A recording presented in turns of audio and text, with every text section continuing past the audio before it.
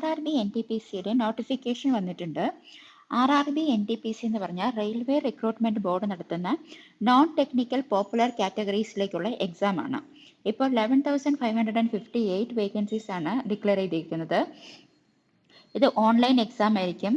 CBT1, CBT2, CBAT document verification, ഇതാണ് stages. CBT1 എന്ന് പറഞ്ഞാൽ ഒന്നുമില്ല, കമ്പ്യൂട്ടർ ബേസ്ഡ് ടെസ്റ്റിന്റെ ഫസ്റ്റ് സ്റ്റേജ് ആണ്.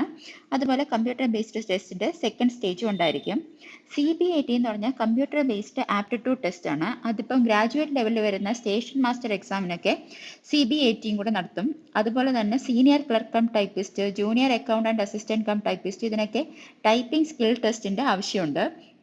അണ്ടർ ഗ്രാജുവേറ്റ് ലെവലിൽ വരുന്ന junior clerk cum typist, accountant clerk cum typist, പിന്നെ ട്രെയിൻ ക്ലർക്ക്, ഇതിനൊക്കെയും ടൈപ്പിംഗ് സ്കിൽ ടെസ്റ്റ് ഉണ്ടാവും.